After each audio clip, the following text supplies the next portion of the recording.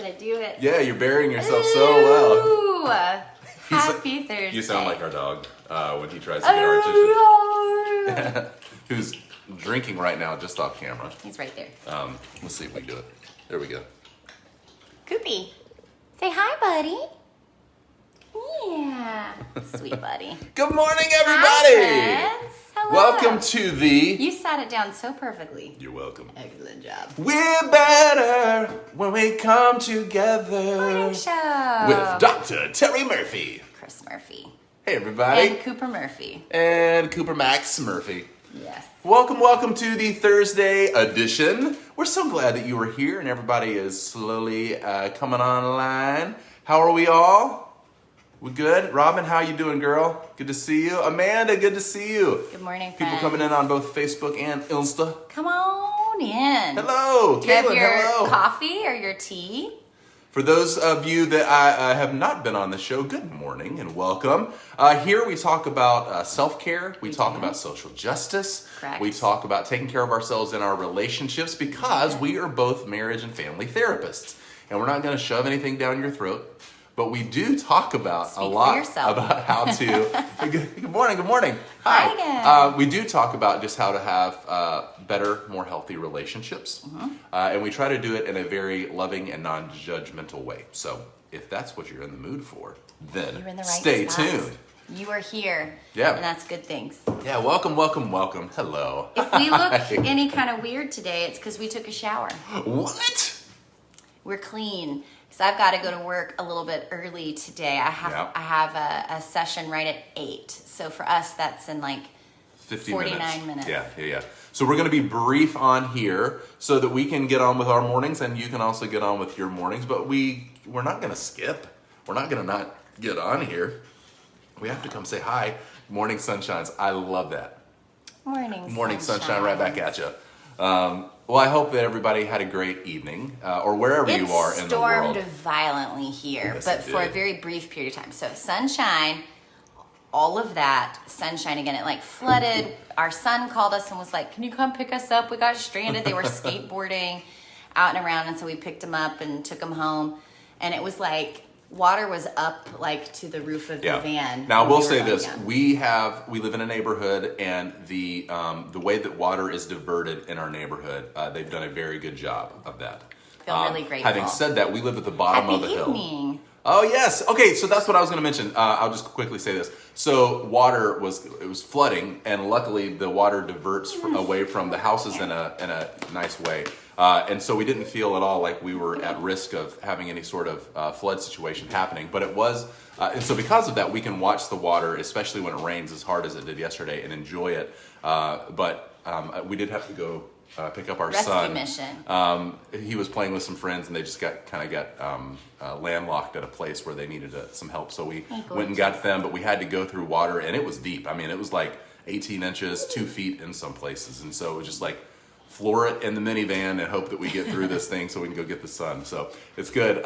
Yes, I was going to say this about the where you live. Like, it's morning for us. We're going to work in about 45 minutes at 8 a.m. But we know that the more that we are hanging out with people from other places, that it could be the exact opposite time for you. It could be evening, it could be night. So we have a dog that we're attempting to... we're going to have him sit at our feet. But the minute that we went live, he was like, nope, I'm going to be rocking and rolling with you guys and complaining that I can't go have fun and you guys won't pay attention to me. So, post-op dog surgery, much better. Oh, good. Yeah, those pups really struggle in the first couple of days after surgery. We've had a couple in our 20 years together, and rarely have we had to do any sort of surgery. But when it is, it's pretty like... It's like you've got a newborn again out of nowhere. So, thank you so much. I appreciate that. I hope you have a good evening. Well, let's go ahead and do a quick check-in. Again, we're going to kind of speed through today so that everybody can get on with their day. See, that's why we stopped calling it the Come Together Morning Show. So if you see, especially on Facebook, I just write the Come Together Show now. Because for us it's morning, but for several of you out there, it's at a different time of day. So let's do a quick check-in. And if you've not been with us before, then I'll briefly describe what we do. And if you have, bear with me and go ahead and think of your number. But every day, just as a sign of solidarity and community with everybody, the two of us and all of us in the comments, we check in. How are we feeling? How are we doing? If you feel not good at all, it may be a 1 or all the way up to 10 where you feel amazing. So 1 through 10, how you Basically, feeling? when joy explodes out of you, then That's a 10? For me, Yeah. that's a 10. Oh, yeah. Have you ever had that experience? I'm sure. I have moments. It's like twinkle lights. Like moments Oh, yeah, that. yeah, I don't yeah. think that the highest highs and the lowest lows are sustainable for me in my human form and this sort of body. It's like this. No, I get that. Yeah. 6, trying to manage multiple to-do lists, keep my brain organized. Oh, I can only imagine. The waves, the dog. Nadita said 7.5. Oh, yeah. plus. So we do 1 through 10, but if numbers can't contain Pop an you, emoji in pop an there. emoji in there. If the emojis are not enough, then just let us know You don't in the have comments. to be contained by any sort of I rules, do. not even ours. It makes me happy to see how happy you are marking things off that to-do list. Listen, I agree, right? You can tell Travis I feel just the same way. So, P.S. nerd moment. When you make a list of things and then when you put a check mark by it and you complete it, you get a little hit of dopamine, which is the reward sort of hormone in your brain that makes you want to repeat a thing. So sometimes if you're really stuck, go on and write down something you've already done. Okay, this is just like a little positive thing you can do, and then check it off and see how you feel about that thing. It can help you. We know that these to-do lists are arbitrary, but that doesn't mean they're not helpful. So sometimes I will even write a to-do list on my to-do list so that when I'm done filling it out, then I have something to check off. But even little things like unload the dishwasher, go to the grocery store, like these tasks that seem Take a mundane, bath. take a bath, Put it on cook your dinner, list. like we're gonna do these anyway, but I can go back and have these checks. So 3, having some low days. Oh. Thank you so much for sharing that. Yes. I feel like it is as important to share when we're a little down and just to sort of normalize that all of us have up days and down days, and then all of our baselines, like our midpoint, what we would consider totally neutral, are all different. So yesterday I was pretty low, 3, 4, 4.25, and my day went up and up, but it was a tiring kind of a day. I think I used a lot of energy. Yeah. Is probably how I would describe that. Do you think that's I agree. a good description? Mm-hmm. Yeah. And I did a run and cry after we finished our show. So I've talked about these a little bit, but this is one of my most favorite ways to process emotion, to get it up out of my body, to physically make space for my emotions. So the way that I process, the way that I get into my feelings too, is first by noticing where I am. Just exactly, literally what we're sharing with you is what we really do in real life. So we'll turn to each other and say, like, where do you feel like you are? So after we were talking about it on the morning show yesterday, what I said to Chris is like, I really just feel like what I need to do is to go on a nice long walk or hike or something like that. And we go on this one hike, Maria Hill, which we just named it that because it looks like where Maria spun in The Sound of Music. So we hike, it's a 4-mile round trip hike, but it's terrain, it's nature, it's hard physically, like I have to breathe and sweat and cry. Like for me, I know, especially if it's fear-based, which fear, by the way, if you want like a helpful hint, is always the bedrock, right? So all the other emotions are incredibly important and tell you what you need.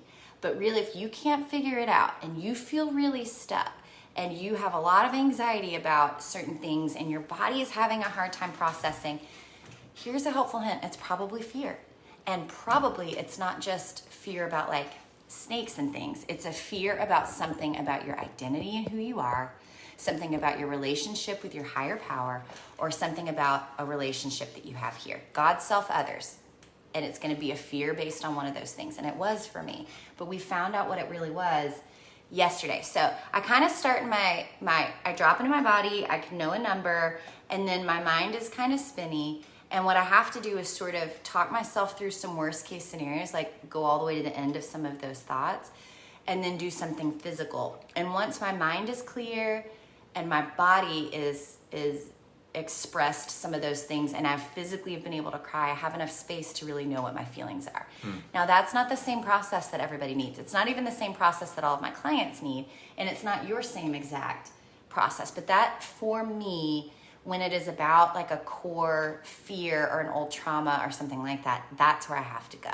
Yeah. So we share some of those things with you, but there isn't going to be like a checklist. We'll just everything come to full circle that we could really give you that if you do XYZ, then you're going to be free and clear of whatever the feelings are. It's going to be like a unique sort of cocktail just for you and your nervous system and your story and your context, based on your trauma, your attachment, the way you grew up, your current situation, your race and ethnicity, and your gender and your sexual orientation. You may need different resources and different things to help you with your stabilization. I was going to say this too, that because we do check-ins every day, some days if we are coming back here every day, some days our number or emoji or our feelings or our words will be low. Sometimes they will be high. Sometimes they will be right in the middle. And oftentimes, I'm going to speak for myself, but I think this is pretty universal, or at least I think a lot of people think this, is that I don't want to share my low numbers because I don't want to be a burden on other people. And so maybe I'll up my numbers a little bit. Shame or self-preservation? Yeah, it's more I feel guilty that I may be putting this on. So it's not like I suck for feeling this way. Right, the guilt is more like I don't want you to feel responsible to do anything about my low number. Yeah. So then the question I would ask, I'm not actually asking you. I don't want you to feel put on the spot because we didn't talk about this ahead of time, but I'll just say it to you and to all of us. So if that's the case, that's a narrative, right? So no one has said this to you, right? I didn't say it. Nobody in our community has said it. It's something in my head saying, don't be too much for someone else. So if you get a story like that, I want you to ask yourself, who said that to you? When did you get that message? Is that something right now someone said to you, please don't share that with me? Or did someone try to like manage your emotions, take care of you at some point in your life? Was it not okay to feel certain things? So like for me, I'll just speak for myself. Growing up in my family, we were really good doers. We could do and finish tasks and achieve and some of those things. But emotions and feelings were a no-no. I was really, I don't think it was intentional really on my parents' part, but I didn't really get the message that it was okay to feel my big feelings. I'm very sensitive and I have a lot of feelings. But what it looks like is sometimes I might seem like I'm okay on the outside, but I am an ocean of feeling on the inside. And that was the way I coped. That was how I managed growing up in a family where we did not do emotion, right? So like we could be excited about things, but only in the context of something appropriate. So even joy and that sort of thing, those are off limits with certain exceptions like college football and church. That was kind of it. Yeah, and on the flip side of what I was mentioning a second ago, what you're kind of alluding to now, I would just kind of bookend this with sometimes we don't want to talk about when we have low numbers, and also sometimes we don't want to celebrate when we have high numbers because we then feel like it's not okay to express that joy. You're going to hurt somebody else or you're going to make somebody feel bad or like, so at the low side, I'm a burden. At the high side, I'm bragging and going to make people feel better. So is there any number that's okay? Like 5. Like just your baseline number, then you might report. So here's what I often find happens in therapy too, and I just want to challenge all of us around this as well, is that you think you got to dig for something yucky and share that's real feeling. I do that. I think, I need to go and dig for trauma or dig for what sucks or what's super crappy or what like happened to me in a horrible sort of place. That feels more real. I have a very strong 4-wing, if you know the Enneagram. I'm very heart-centered, and sometimes I have an easier time personally feeling my feelings when it's painful.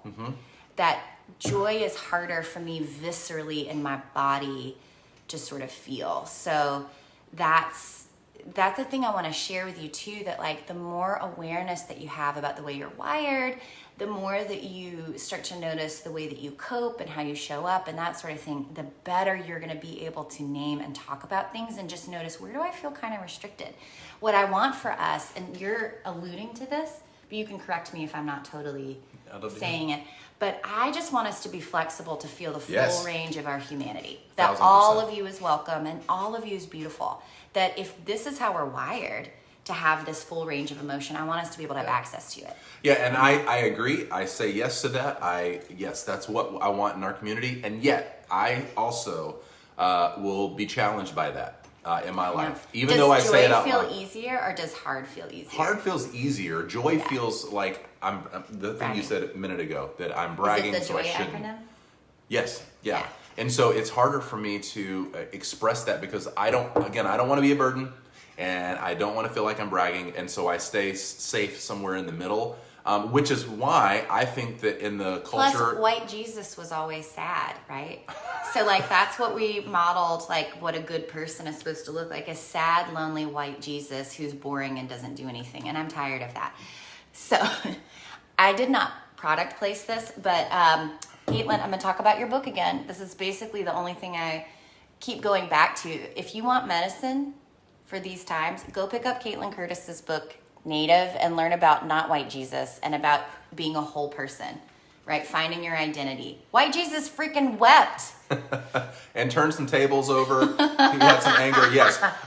So yes. I really want like Black and Indigenous and woman God right now. I'm just going to say it. Like, all in on that, but go ahead. No, just like I want this to be a place where all of us, including me and you, can come with our full range of emotions. All it. And that it's okay. Again, we talked about last week how our set points, if we're thinking 1 through 10, is different. You start off more at around the middle 5. area at a 5. My set point is usually around a 7. And then if it goes down from there, I start feeling guilty that I'm being too much on others. Or if I go up from there, I start feeling like, guilty that I'm being too happy. So that's why we say I'm fine, is when we feel guilt or shame about being something that doesn't feel appropriate. Read about Ma Kali. Oh, I will. Maakali. I need to write this down. Here, you talk for a second. I'm going to grab it. But I just wanted to, thank you. We didn't even want to go very long on this particular portion of the show because we wanted to move on, but I think this is an important conversation. So thank you for being honest with where you are emotionally. Also, thank you for all the comments. I just wanted to express and say... And you, Gladys. To Robin, thank you for sharing about your son. That means a lot. Also, all the other comments that are coming in. I know I missed some of them. No, yeah. Sorry. Thank you. Yes. Thank you. Oh, and the truth is too, like we really are in process here too. So we're sharing things with you. We're learning too. Mm-hmm. So we're just sharing things that we actually do and things that we talk about in therapy, but also like we're learning as we go. I just want to say that out loud. Like 1000%. we're still learning as we go too. Yeah. So I know briefly we were going to talk about withdraw sort of patterns. Yeah. And I do want to make sure that we make space for that because we said that we were going to do that.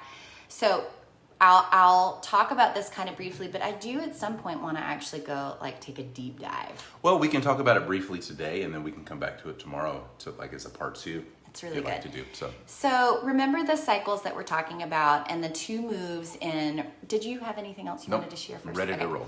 The 2 different moves that you can take, pursue or withdraw. Pursue means the way that I reduce pressure inside of me when there's tension in a relationship is pursuing. I want more information. I want to address things. I want to bring it up now. I'm going to raise the alarm. I'm going to protest the distance that we have. Secure attachment says that securely attached people raise the alarm when there's distance in a relationship and say, wait a minute, things are not okay. Just like a baby crying, right? Like a baby cries and that's not bad. Like that's just a signal saying, hey, I'm hungry. Hey, pay attention. There's a need here. If you don't raise the alarm, that doesn't mean that you're healthy, right? That means that you don't ask other people, like the kind of feeling like a burden sometimes, or that you give up the hope that anybody would really come when you call. Hey, buddy, I love you. Your hair looks really nice. It looks so good. That was our son. So withdraw it's different, right? So instead of high anxiety, low avoidance, it's the exact flip. High avoidance, low anxiety. So you're trying to keep the peace. The way that you take pressure down if there's conflict or something's happening in the relationship or your partner's upset is you try to calm things down, cool the temperature off. Hey, calm down. Can we talk about this logically? You might try and take the emotion out of the equation. So pursuers tend to ramp up the emotion, withdrawers tamp it down, but that's not always the case. right? You can be very emotional and be a withdrawer, not want conflict, want to just wait until things are better. So in a withdraw relationship, it's the coolest. Like, think of an ice cube. It's the coolest burning of all three types. Attack is flames. It's wild, out of control, but unpredictable. Pursue, withdraw has both flames and cold, so it's a bit warmer. There are times that probably don't feel so heated, but the cycle can get really escalated, and then there can be times of coolness. But withdraw, the standard is coolness. You can think about this kind of like parallel patterns. If this is your pattern, you might describe your relationship as like, we just really don't fight. We're friends, we're kind of like roommates. You have a parallel situation. So high in autonomy, high in getting your own needs met and regulating yourself, but lower in intimacy, lower in counting on each other. Because again, you're not raising the alarm as much, right? You don't seek proximity. There's neither person that is wanting to bring things up, wanting to raise the alarm, wanting to address what's happening. So these type of relationships can last a really long time, usually high in commitment, but there's drift over time. Because if you don't engage and talk about things that you need, ask for what you need, if you aren't willing to even go through conflict to get better on the other side, the price that you pay is intimacy. You can't know me if you don't also get to know the parts that are hard for me, the parts where we disagree. And hard for me, yeah. That's right. Hard for you, hard for me. The space in between us where that intimacy lives, where that emergent quality of the bond happen, it doesn't exist if you don't turn toward each other and have some hard conversations, right? And it doesn't always have to be hard, but even there's a less likelihood to share excitement and joy in withdraw relationships too. And I wanted to just mention quickly that, again, we've been talking about this for a couple of weeks now. What if you're a pursuer or you're a withdrawer? And now this week we've been talking about in your relationships, how do you coexist with somebody who may have a similar way of dealing with conflict or a very different way of dealing with conflict. But we're not saying that any of these are better than another. There are just three different ways of being in the world. So we particularly have a relationship where I'm a withdrawer, Terry is a pursuer. In this relationship. Yeah. But in every other relationship, we're both kind of withdrawers. Like, I'm a withdrawer here, you're a pursuer, but in most every other area of life, you are a withdrawer, except for your romantic partnership. I pursue primarily only in my role as a parent. So that is the like one and only time that I flip the script, so to speak. But it's just how we have learned to deal with dealing with other humans in the world. And you dealing have a with move. Yes. Every human being does, you know. One is not better than another. So I just wanted to continue to say this, because oftentimes when we say things like, if you look at the roles that a partnership has, like for example, Terry and I kind of break it down into like 4 different roles. We're parents, we're partners, like we manage our home, we like manage our families, it's very functional. We're lovers, and we're friends. And so those 4 things I kind of look at as the 4 tenets of our relationship. So for people, that's good. So for people who are withdrawers, oftentimes you see that they are amazing in the partner perspective. The functional role. We're functioning, maybe amazing parents. Maybe they deal more, like it's easier to invest in the kids than invest here. Because oftentimes it's the opposite of those that are pursue, that it's high in the passion area, which is where a lot of these but attacks not a lot go. of friendship or intimacy, and sometimes even partnership. So again, just observing as you look at other people or you look at yourself in your partnership or friendships or relationships, to just kind of look at it through that lens. It's not good or bad. It's just the tactic and tool that we have become accustomed with dealing with certain things in life. Awesome. So check out those patterns. I was thinking about posting something about it. I have 0 time until next week, though, to really put together, well, here's my perfectionism, in a way that I feel like would really adequately communicate to you and to our community what you would really need to know. Because what we want to share with you, the reason that knowing your profile, I just made that up in my head, by the way, that this is your relationship profile. This isn't meant to completely define you. It's just a profile. It's like a way that you can determine if this is the closest sort of match, because knowing this cycle, your profile, of the kind of relationship that you find yourself in, when you can see that, then that is going to be your key. That's going to be the key to understanding what your fights are about, or what the lack of fighting is about, what you might be missing and want more of or need less of in relationship, and how to ultimately restructure your bond towards security and safety. That's great. Yeah. Yes. I was a pursuer in one of my previous relationships, but the fact that you mentioned that it's a secure way, it's a great learning. It is a great learning, because I always thought that I was anxious attachment. I did too. I used to think that anybody that raised an alarm meant that automatically that must mean that you're anxiously attached. But here's the thing. Everyone gets anxious when you can't reach the one that you love. That's normal. But in that anxiety, what do we do? Even securely attached people are going to say, hey, I haven't heard from you, or where are you? I miss you. Or, oh my gosh, we're in danger. That's a good thing. Like, it's not a good thing if a baby never cries, right? We would all agree that that's setting them up possibly for failure to thrive, and we have the same thing in adulthood. So proximity seeking is actually an indicator of health, right? That you think that you're worth enough personally to seek help, and you believe that others are safe enough to be the ones to really offer you that help, and that you deserve it. So I have a post out on signs of secure attachment right now on both Instagram and Facebook if you're curious and want to learn more from an attachment science perspective. It's a really good post. I would recommend that if you haven't seen it, go check it out. And if you know of anybody that would benefit from the knowledge that the post has, share it with a friend or a loved one. And in the same way with this show as well. If you got a lot out of this morning, please feel free to share it. As soon as we go off of here, which is in the next 30 seconds or so, it's live on Facebook and Instagram. But we also started IGTV on Instagram. Right. We started also putting it on YouTube every day as well, just to have another resource to send to people. So we love you. Thank you for joining us. We can't wait to see you tomorrow morning.